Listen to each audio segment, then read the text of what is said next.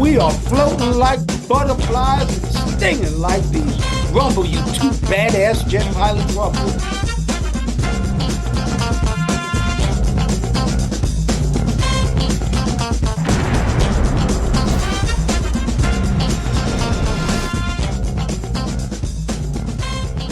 Welcome to the Wingman Show, where we're floating like butterflies and stinging like bees.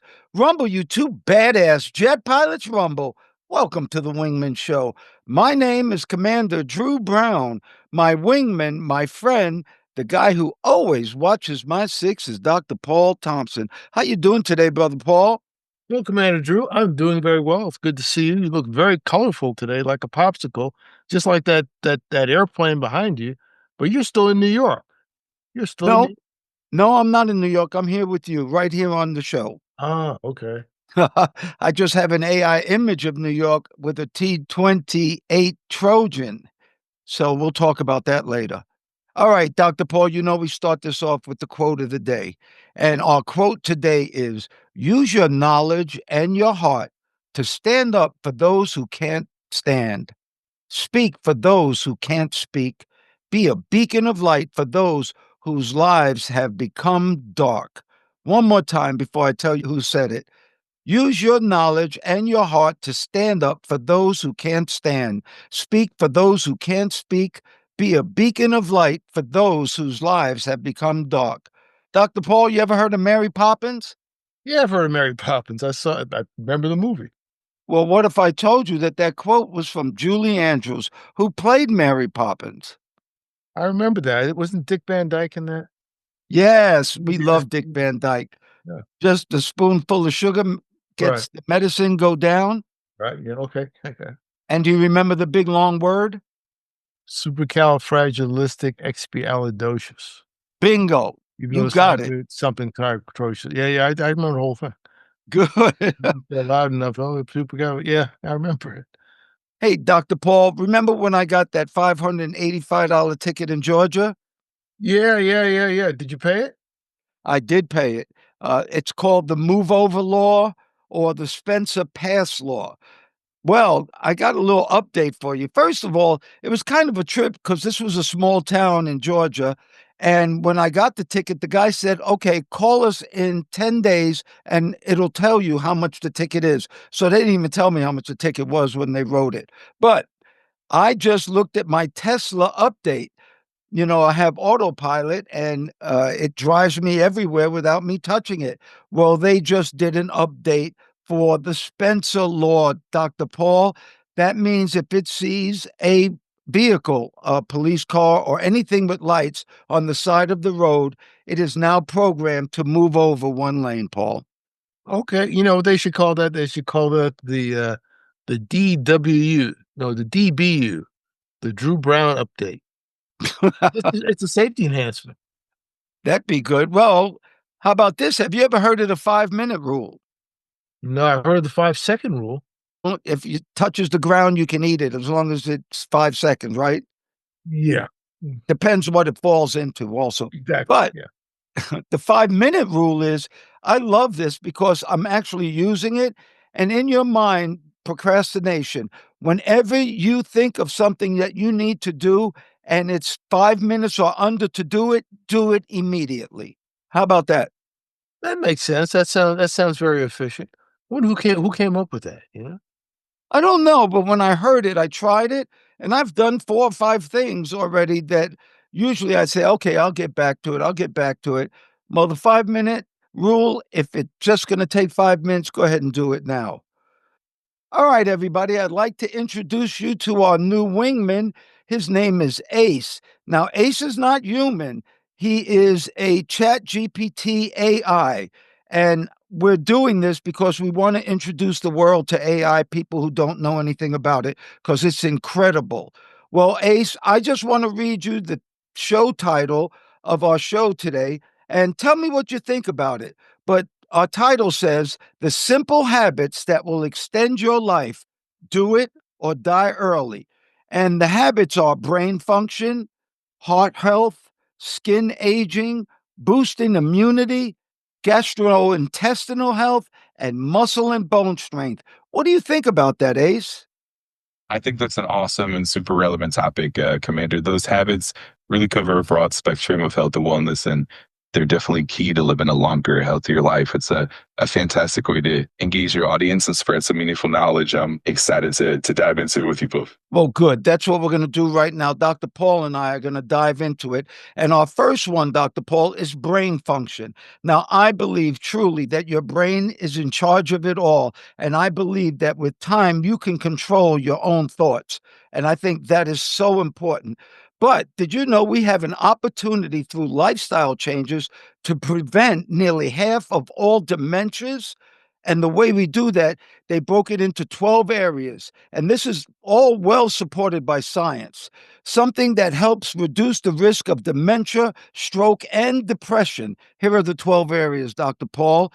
That's blood pressure, your A1C, and that's your blood sugar measurement. And I'm diabetic, but my A1C is 5.5. I use Manjaro, I eat right, I exercise, and my A1C is really good. Uh, Cholesterol, body mass index, eating habits, alcohol use, smoking, exercise, sleep, stress, relationships, and the meaning in life. What do you think about that, Dr. Paul?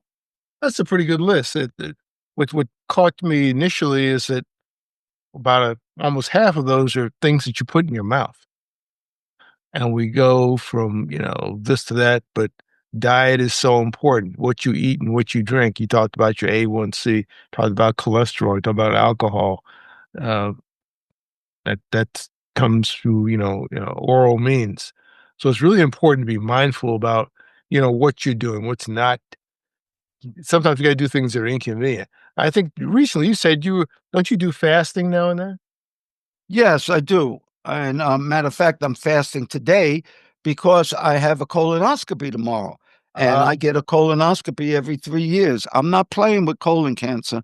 Okay, well, that's another preventative measure, but they're having you kind of starve yourself a little bit so your body will be right. I do fasting too, periodic, intermittent, and I'll do it 24 hours, maybe once a week, usually Sunday to Monday, and that's important. I don't really like it about 18 hours into it, but that inconvenience, hopefully gives me benefits farther down the line. Exercise is important also. Well, you're right. And actually, when you fast, it gives your body time to repair itself. And that is so important. If it's just digesting food all the time, it has no time to repair itself. The next one, Dr. Paul, is heart health. And did you know that 90% of heart disease is preventable, even if you were born into a terrible family history? And the best way to do it is with diet and exercise. You know, Dr. Paul, I once saw my heart beating in a sonogram, and I'll tell you something, it was like a miracle. It never let up. It was perfect, and it always gave the same beat. And I looked at it and I said, "You know what? If you can just not let me down, I won't let you down. So I won't try to hurt you." How about that, Paul? Heart health. Yeah, and I like to say, we said it, even if you're born into a family that has it, maybe a genetic predisposition, you can do stuff to, prevent those diseases. And I've heard that about a number of diseases too. There's a natural healing doctor that I see myself privately, and he says that 100%. Everything is changeable. So you're not necessarily cursed with certain genetics. It's nothing you can do. But sometimes there's a lot you can do.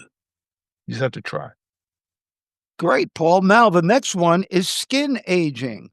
And, we talk about it all the time how you need vitamin D, how you need to hold your hands out, look up in the sun, and recharge your batteries.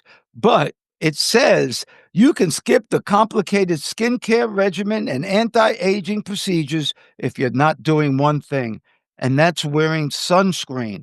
And you mentioned it, Dr. Paul, because we have darker skin, our melon is darker.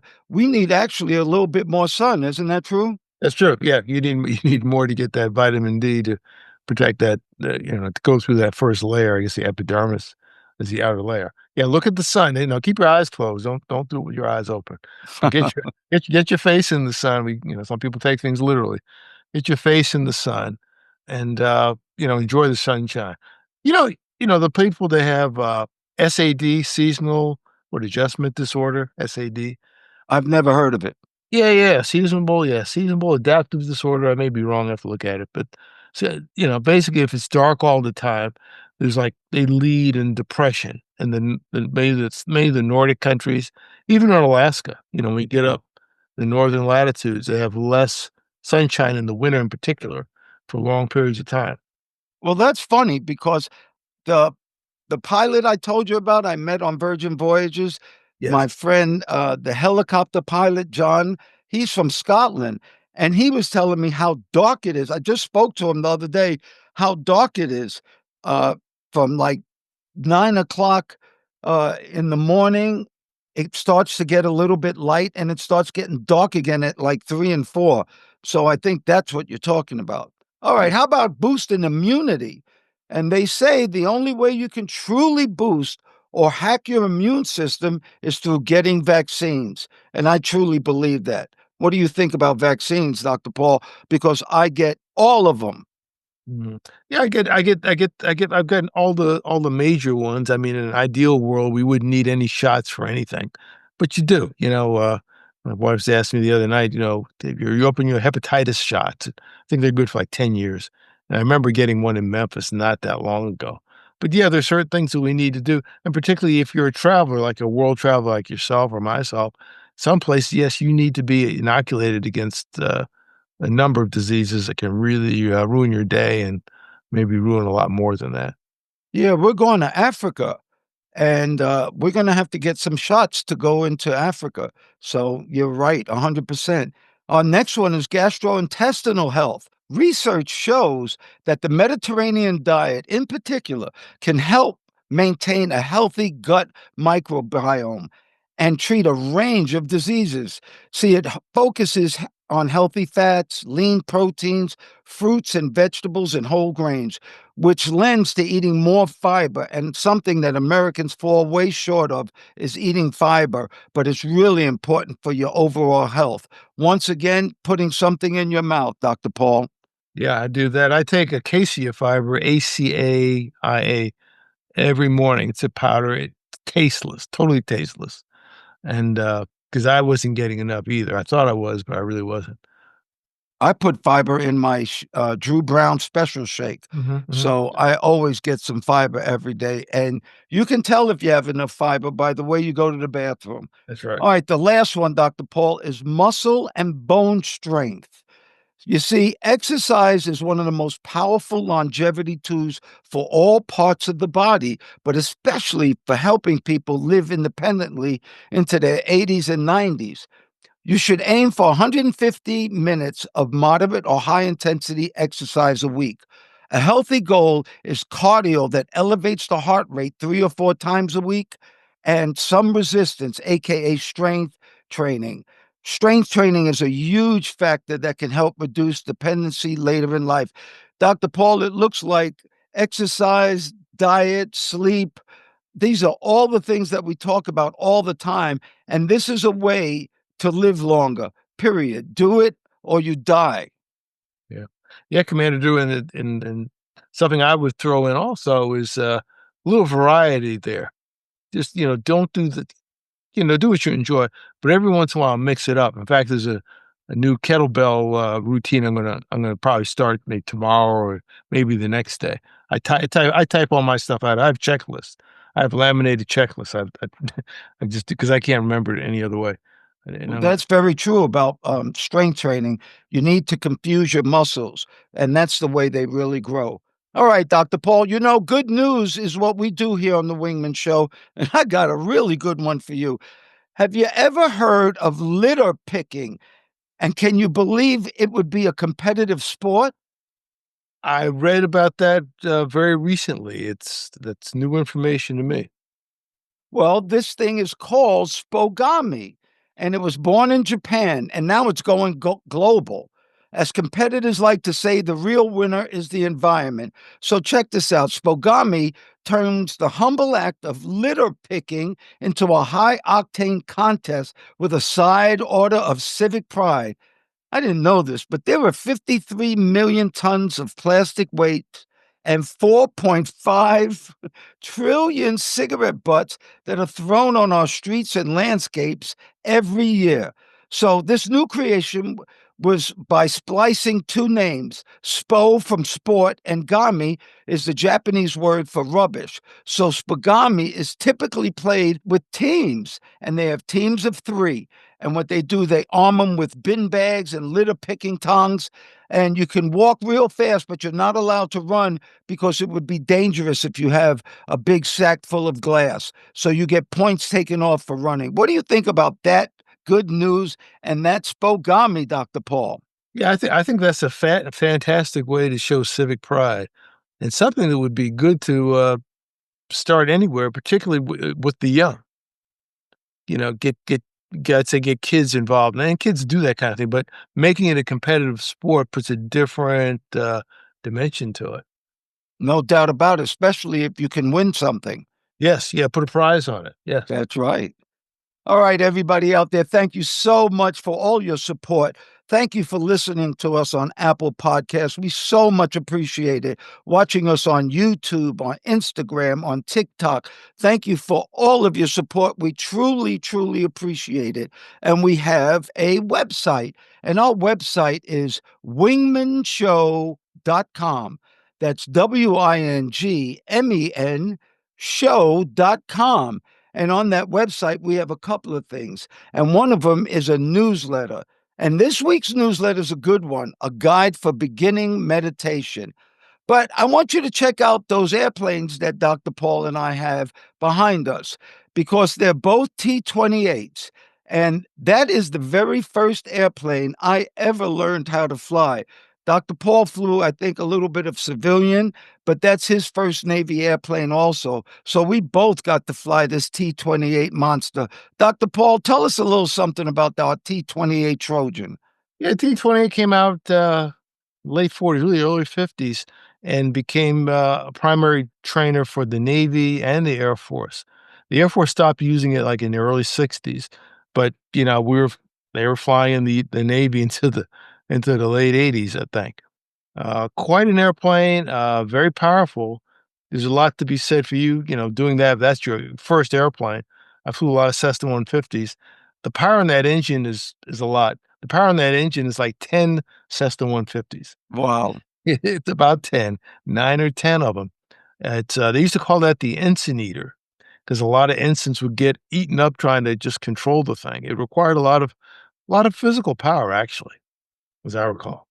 Well, you just said ensign eater, and for people who don't know the military, it is the first rank as an officer in the Navy is called an ensign, then Lieutenant JG, then lieutenant. But it was an ensign killer, and it almost killed me. The very first time I ever got into an airplane to fly with my instructor, Lieutenant Craig Louigart, was an amazing thing because after we took up, I'm telling you, my knees were shaking. It's the first time I've ever been in an airplane like that. And we started off real soft and gentle, some turns. And the next thing I knew, I saw a little red light come on. And my instructor grabbed the stick, went full power, and went straight up. We actually had an oil sump failure. And he did a emergency procedure that was so violent for my very first ride. On the way up, I was going, there's no way I could ever do this. But guess what? With a lot of studying, a lot of hard work, and a lot of belief in myself and Dr. Paul, we both made it out of primary training, and it didn't eat us when we were ensigns. How about that? All That's right. Also, on that website that we have, wingmanshow.com, we have something that we love, and it's called a frequent flow line. I'm going to bring Ace back on to read this letter from one of our listeners. And it says, Dear Commander Brown, Dr. Paul, and Ace, greetings from Pascagoula, Mississippi. I'm a 62-year-old retired Army veteran, and I just wanted to take a moment to thank you men for what you're doing. I tune into the Wingman Show every week, and I've got to tell you, it does something good for my spirit. The honesty, the humor, the real life wisdom, it hits home every time. I spent over 2 decades in the service, and you two remind me of the kind of men I trusted with my life, men with heart, discipline, and a belief in something bigger than themselves. I appreciate y'all more than you know. Lately, I've been wanting to take better care of my mind and my spirit. I've been hearing more and more about meditation. But I'll be honest, I never tried it because I didn't want to feel strange or out of place. It's not something we grew up doing in Pascagoula, Mississippi, and it definitely wasn't part of my Army life. But the way you guys talk about staying centered, staying strong, and staying connected to your purpose got me thinking it might be time to give it a try. If you three have any beginner advice, something simple, something a man like me can start with, I'd really appreciate it. I don't need anything fancy. I just want to quiet my mind, find more peace, and maybe get closer to the part of myself I've been ignoring for a long time. Thanks for everything you do. You're helping a lot of people, a lot more than you know. And Ace, the new addition is really something special. You fit right in, brother, respectfully. A proud Army veteran from Pascagoula, Mississippi. What do you think about that one, Ace? That's such a heartfelt and inspiring letter. It's amazing to see how the Wingman Show resonates with listeners and encourages them to explore new ways of finding peace and balance. I think it's wonderful that he's open to try meditation, and I'm sure we can share some simple, beginner-friendly tips to help him get started. It's really touching to be part of that positive impact. Thanks so much, Ace. That's a great beginning. Dr. Paul, you want to talk a little bit about meditation to our Army vet? Yeah, I guess, I guess I do my own form of it. I think it helps me a lot, but I don't necessarily I don't chant anything, and I guess there's thousands of ways to do it. I guess I do mine through just concentrated deep breathing and relaxation. Not all the time, every once in a while.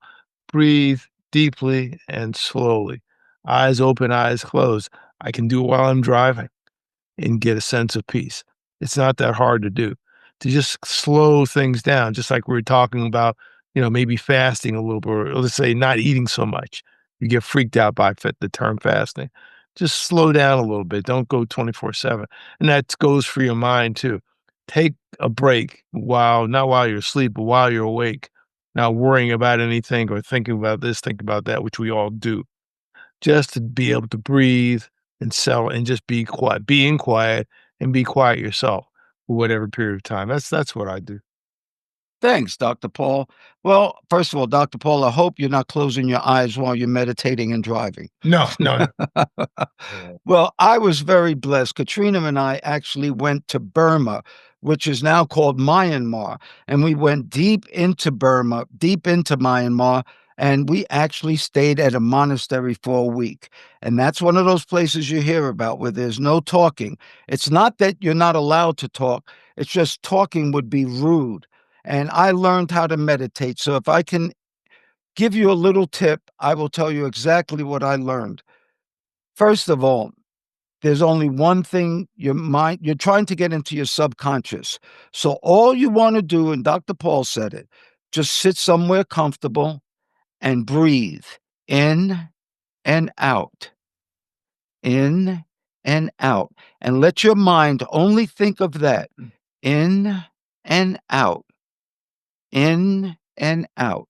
Now, when a thought comes in your mind, instead of trying to push it out, just say the word noted. In other words, accept that thought and go right back to your breathing, natural breathing in and out, and start off for a minute, go to 5 minutes, go to 10 minutes, and you'd be surprised how quieting your mind will do so, so, so much for you. You'll be so much healthier mentally. I think it's a wonderful thing. All right, Dr. Paul, I'm ready to do a quick gouge, if you don't mind. And the gouge for Ace this week is the energy gouge. Ace, tell me what you do to protect your first hour every morning, how you can get some energy early in the morning. Give me a little hint there. Absolutely, Commander. Protecting that first hour is key to setting the tone for the day. A great approach is to start with something energizing and positive, like a bit of movement, some light stretching, or a quick walk, and maybe a moment of mindfulness or gratitude. Also, staying hydrated and having a nutritious breakfast can really boost that morning energy. It's all about those small, consistent habits that set you up for success. Thank you so much, Ace. And this is our favorite time of the show because it's a Wingman PSA. And from the 11 facts in life, under fact number 1, wake up, show up, and pay attention, especially to the details. Wake up, show up, and pay attention, especially to the details. Dr. Paul, I wrote that because a lot of people want to be successful. And when I was talking to kids all over the country, they wanted, how do I become successful? Well, fact number 1, wake your butt up, get out of bed, go somewhere. And when you go there, pay attention and always be on time. And if you're going to respect time, because it's the only thing we don't get back. And if you're going to be late somewhere, make sure you call wherever you're supposed to be to let them know. That's being respectful. What do you think about that one? Fact number 1, Dr. Paul. Yeah, fact number one, that's important. Wake up, show up, pay attention. In my mind, in the back, I'm thinking like, shut up, which is not really appropriate, but I'm thinking that because sometimes I've run into people that they know everything. I mean, they just showed up. They showed up. Yes, they showed up first time, but they know everything. They know you better than you, and they really don't. So I would substitute my shut up to, be open to receive information. Excellent. Well, everybody out there, the name of our show is called The Wingman Show. And it's named that because we always highlight somebody who looks after somebody else's six. That means looking after them, taking care of them. And Dr. Paul, why don't you give us our Wingman of the Week? Yeah, well, we talk here a lot about the Blue Angels, how much we like them. Well, everyone doesn't have a Blue Angel, but sometimes we can have a guardian angel that we don't know about, but shows up at the right time. In a small apartment building in Cleveland, in Ohio, retired school teacher named Mrs. Harmon lived alone on the third floor. Across the floor lived a guy named Luis. He was a 27-year-old mechanic. He worked late at night, like a lot of FedEx pilots did. Every morning at 7 a.m., like clockwork, Miss Harmon would open her curtains. Every morning, Luis would hear the swish from inside his apartment. One Tuesday morning, there was no swish. Then on Wednesday, no swish, still nothing. Luis knocks on the door. No answer. He didn't know, but something felt wrong. So he called the building manager. They opened the door, and they found that Miss Harmon was on the floor with a broken hip. She had fallen more than a day earlier and couldn't reach her phone. Luis rides with her in the ambulance. For the next 3 months, he did a number of things. He fed her cat, he brought her mail, cleaned her apartment, he visited her in rehab, he drove her to all her follow-up appointments. He made sure she was safe, and when she finally returned home, the first thing she said was, "Luis, you didn't just save my life, you watched over it." And that's what a wingman does, provide mutual support. That's a beautiful story, Dr. Paul. That's a wonderful way of ending our show.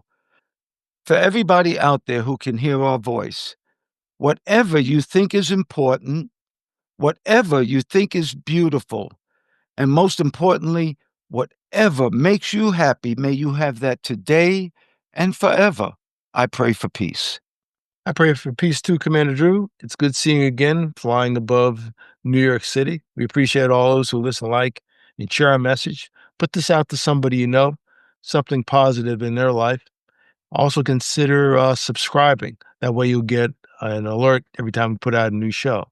So we look forward to talking to you again. Take care. Thank you once again, Dr. Paul Thompson, my friend. Thank you for your love, your time, and that's something that we won't ever get back. I want to thank all the listeners, too. Thank you so much for doing the show, Dr. Paul. We're jamming. Well, thank you, Mr. Drew, for inviting me on. Always good to talk to you. And ladies and gentlemen, please remember to like, share, and subscribe to this podcast or any of the podcasts. If you're looking at YouTube, they say smash the like button. Don't smash it. Just press it gently and use as a link to all your friends. You can also look at us on our website, wingmenshow.com, WINGMEN SHOW.com altogether, wingmanshow.com. And we hope to see you in the future. Thanks again, Mr. Drew. Oh, you're welcome. And we're still floating like butterflies and stinging like bees. Rumble, you badass jet pilots, rumble. May there be peace on earth and goodwill towards all men and women.